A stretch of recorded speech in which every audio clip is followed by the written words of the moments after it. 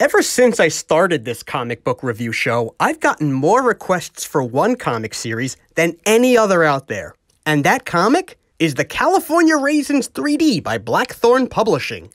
At least, I think that's what it was. I'm kind of going by memory here. The first issue of the California Raisins 3D was released in 1987, with illustrations by Andy Ice, Chris Miller. Hey there! It's me, Matt Frank. Oh, hey! You're that guy! Yeah, that one.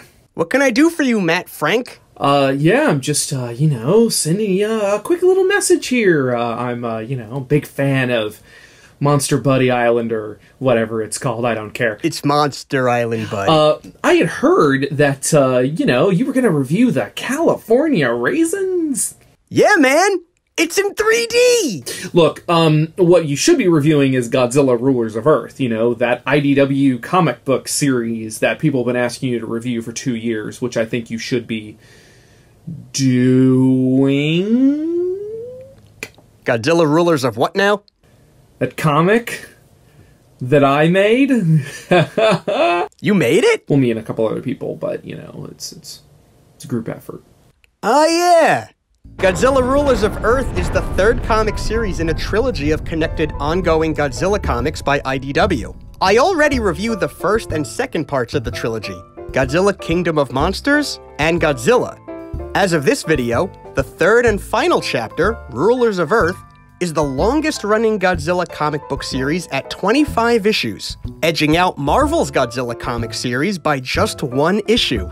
Rulers of Earth also has the distinction of being translated for the Japanese audience, which is really cool. No, but seriously though, you should review that. I think everyone will be happier. You have a point. Everyone probably would be happier. Especially me. Well, twist my arm, Matt Frank. I guess it's time to finally review Godzilla Rulers of Earth.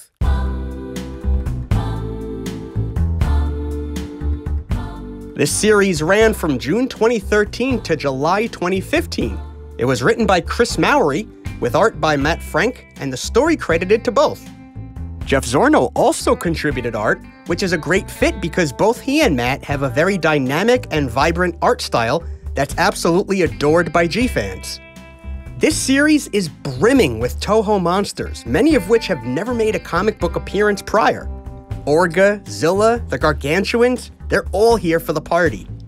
I should also mention that Rulers of Earth is kinda split between 2 major stories, with issues 1 through 12 acting as one complete story, and then issues 13 on being a sequel story that jumps ahead 4 years.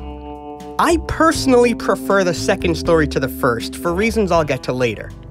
At the start of Rulers of Earth, many of the monsters from the first waves of global attacks are accounted for by the government. Soldier Stephen Woods returns from Kingdom of Monsters, but with an entirely new personality. He's no longer that unlikable, cynical asshole who was lecturing us with his holier-than-thou monologues. Now he's more of a leader, open to personal connections with his teammates, like Chavez. A major new character is Lucy Casprell. She's first seen attending an international megazoology conference in Honolulu, when Zilla attacks. Lucy, who's both charismatic and pretty fearless, videotapes Zilla fighting with Godzilla to document the new kaiju. That's when she's rescued by Woods and his team, and the 2 stars first meet. Afterwards, Lucy is invited to join Professor Ando and his team of Kaiju Watchers, a group of observers who study kaiju and collect intel on them. It's Lucy who eventually finds herself on Infant Island, where she meets the Shobijin, who explain that Earth's history with kaiju extends back thousands of years. There is a natural system of checks and balances with the Earth kaiju, but monsters from outer space have upset this order, and only Godzilla can lead the charge against them. Meanwhile, a shape-shifting alien race known as the Cryogs are attempting an invasion of Earth. Space monsters such as Orga and Gigan are attacking after being retrieved by these guys. A second alien race is also in the mix, the Devonians, who came to Earth centuries ago and have been living in our ocean. The Devonians have a very shaky alliance with the Cryogs, as they plan to rid the Earth of humans together and then share the planet. Some intense super kaiju, such as Destoroyah and Biollante, come from the Devonians. That's the general gist of the series, and I don't want to dive into super spoilers as there are some fun surprises. This is pretty much the quintessential Godzilla story template that we've seen variations of before and after. Aliens control some monsters, there are global attacks, and only Godzilla is strong enough to save us all. But Rulers of Earth does it extremely well, with a deep respect for the past, some fresh new ideas for the future, a huge roster of kaiju, and exciting art that's candy for the eyes. How am I doing so far, Matt Frank? I guess I'll keep going. The story itself is fast-paced. It moves along so there's never really boredom for the reader. It's never a chore to keep up with Rulers of Earth. But in the case of the first half of Rulers of Earth, the human characters seem to take a bit of a hit from the fast-paced storytelling. I already mentioned Woods and Lucy, and they do get their fair share of attention.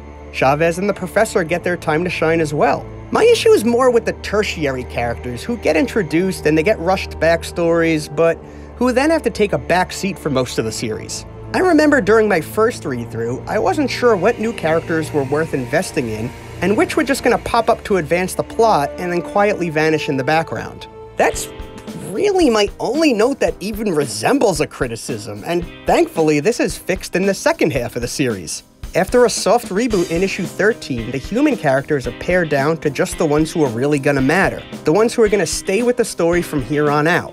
The second half of Rulers of Earth feels more streamlined, more focused.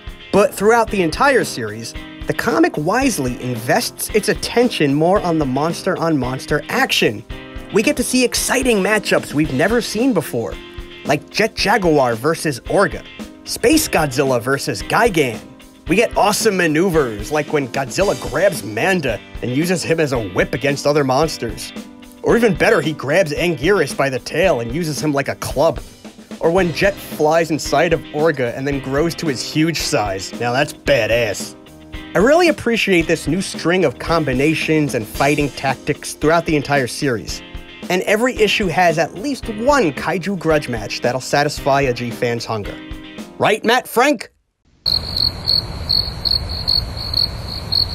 This is really weird when one of the guys is watching me do this.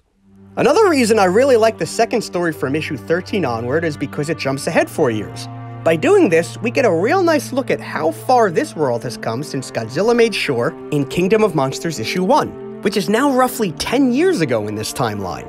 There are fully functioning monster islands, and society has learned to continue to live their lives even though giant monsters are now a thing.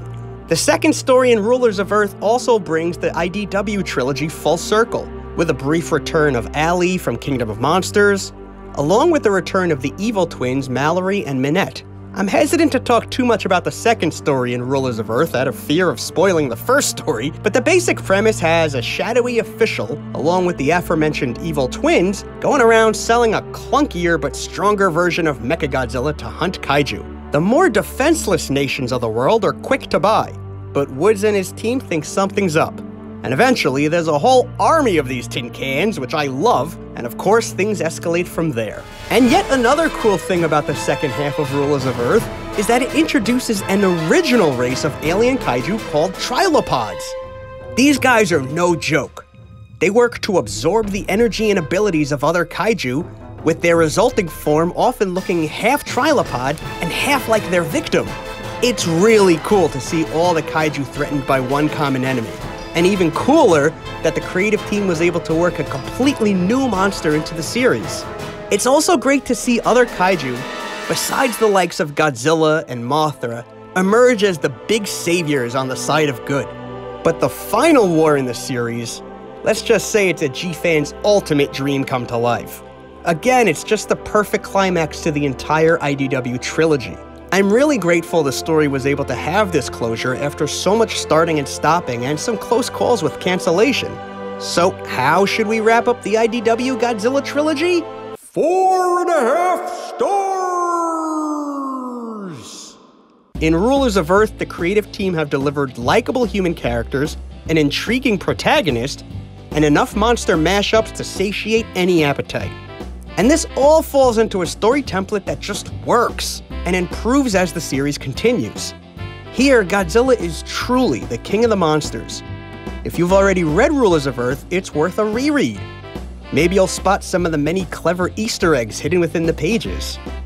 Rulers of Earth is available as 6 volumes of softcover graphic novels.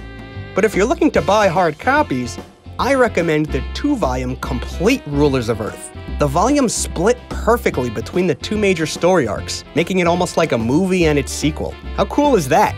Hey there, I'm checking back in, you know? I saw the review. It's fine.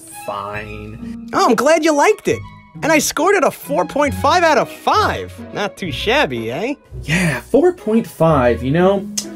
4.5 is a nice rating, but, you know, it's a good rating. It's honest. It's an honest rating, but you know what's even more honest is a 5. Yeah, nice. A nice 5. You can't scare me with that katana, Matt Frank. 'Cause I have one too. Eh? Now what you got? Hey there, Toho Studios. Oh, you son of a bitch, don't you go there. Yeah, you know that Monster Island Buddies channel? Yeah, I've never heard of them either. But you should probably check that out. God damn it, Matt Frank, you goddamn motherfucker! 5 stars! Alright, now hang up the phone. Okay. Hugs and kisses. Bye. No, you hang up. Fucking Matt Frank. Well, time to get wasted with Jeff Zorno, I guess. Zorno must be destroyed.